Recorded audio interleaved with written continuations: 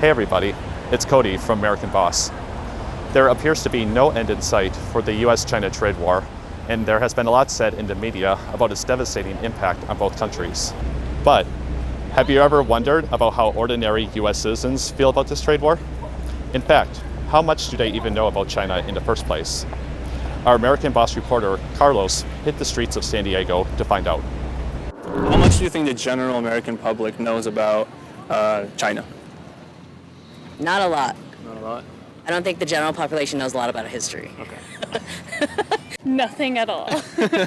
I would say that I try to be aware, more aware than the general population, and I don't even know that much. I don't think people know anything. Have you guys ever been to China? I have not.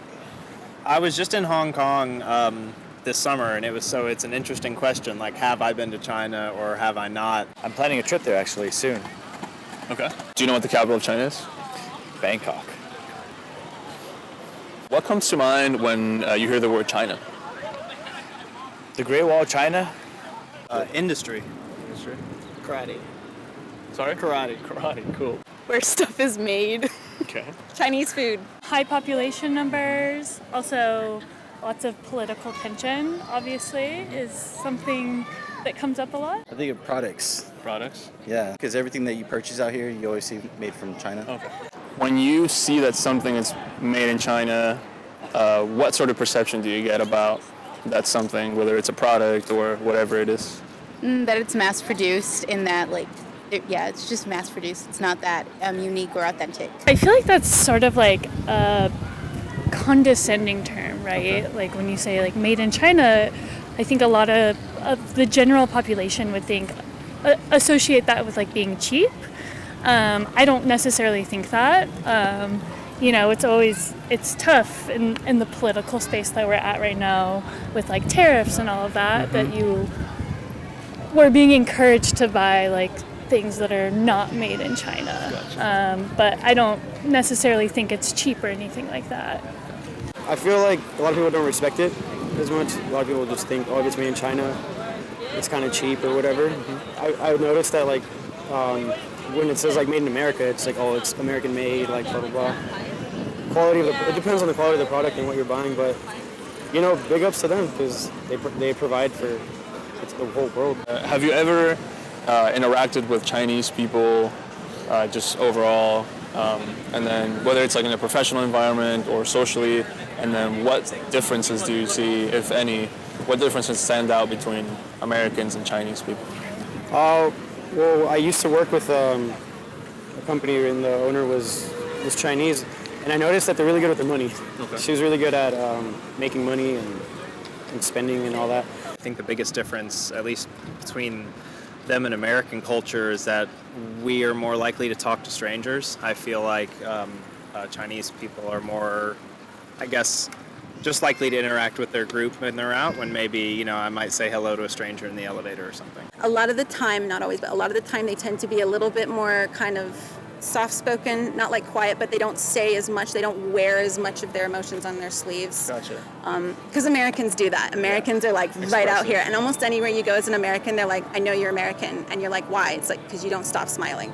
What positive or negative stereotypes do you see that American people have about Chinese people, just in general? I guess I would say more positive. I don't know of any, I can't think of any negative stereotypes, but I think more positive things, because you see the Chinese New Year, which is pretty cool. You see how they have the dragon set up, and then with the martial arts. And I see a lot more positive than negative. Our government is democratic and we all vote and stuff, but in China, I'm under the impression that it's not like that. So I feel like we don't have a lot to go on. So in portraying them, we just put what we think is out there. I would say that the perception of it just being communist skews perspective, because I would think a lot of Americans just see that they're communist and then they draw similarities to Russia, and so they just see that as strictly being negative because of just how bad Russia was when they were Soviets.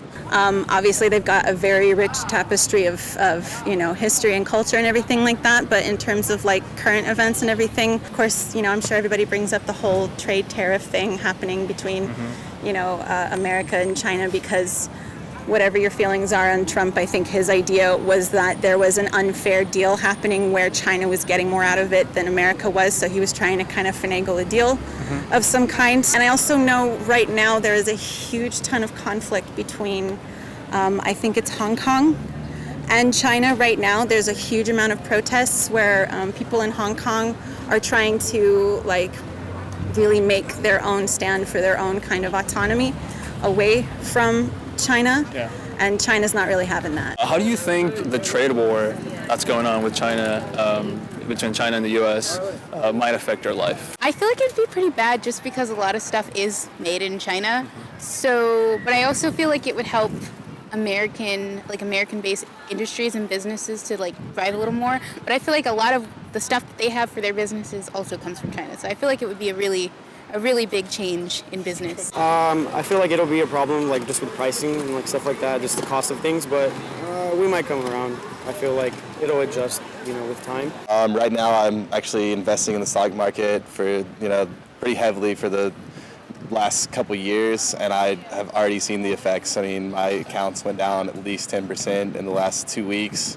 I'm really hoping they can come to some kind of agreement or get it leveled out, because Americans right now are losing money because of it. I don't think it's sustainable. Just in the world of computers, if you want to manufacture something from where somebody's building the code or making the actual computer or testing it or building a processor, it takes collaboration from people and companies around the world. So I think discouraging that's a bad idea personally. I think it might hurt our relationship overall going into the future, even into the next presidencies. They might be hesitant to work with us. And then also I feel like it might push us into a recession if it goes too far. How much do you know about the Hong Kong situation that's going on right now? Yeah. I know that it seems pretty crazy. How much do you guys know about the Hong Kong situation? And then, just sort of your opinion on what's going on there right now. I actually watched a video about it this morning. Essentially what I got from it was Hong Kong had an agreement with Britain back in the day, and they basically made their own government, and they're more democratic than authoritarian like the mainland Chinese government. And the Chinese government's trying to get rid of that process, and they're trying to just prosecute people in Hong Kong in the mainland of China. I think that's really not a good idea, because the people who have lived there have grown up their entire lives there. That's all they know. So how are they going to go from a more democratic type of government to an authoritarian where you can't speak out against your own government without worrying about going to prison for the rest of your life? So I think it's not a good look, and I think they need to just let them do their own thing, maybe even be independent. Hong Kong's such an important place for international trade, and I think as the laws get harsher there and there's potential for criminals of both, any type of collar crime to be extradited to mainland China, I think it'll make people in high finance and large corporations less likely to do business there. So I think they'll probably just be hurting themselves. Going forward, what do you see the future of China looking like? What do you think? How do you think that's going to play out? Sometimes the higher ups kind of keep things from happening, and who wouldn't want the world to be a better place?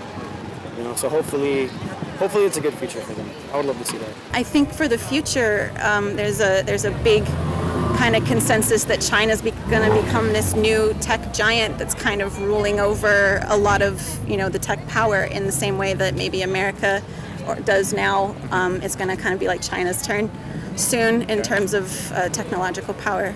Unfortunately, if the politics stay the way that they are today, I don't think that's going to happen. I think the more power it gains in this kind of political system that it's in, the poorer the vast amount are going to get in the communist side of it, and the richer the capitalist side is going to become, and it's going to kind of separate them in a much bigger way. I would say it greatly depends upon how the U.S. goes within the next some odd years, because our economies have kind of relied on each other for such a long time. And if this trade war persists, it could hurt that, and then it could actually affect us both negatively, or they could bounce back and we could be together. San Diego certainly doesn't represent the entire country, but we still hope you found ordinary Americans' perspectives of China interesting. Which answer surprised you most? Let us know in the comment section below. For more authentic insight into the latest news and cultural trends in America, be sure to subscribe to American Boss. Thanks for watching, and stay curious.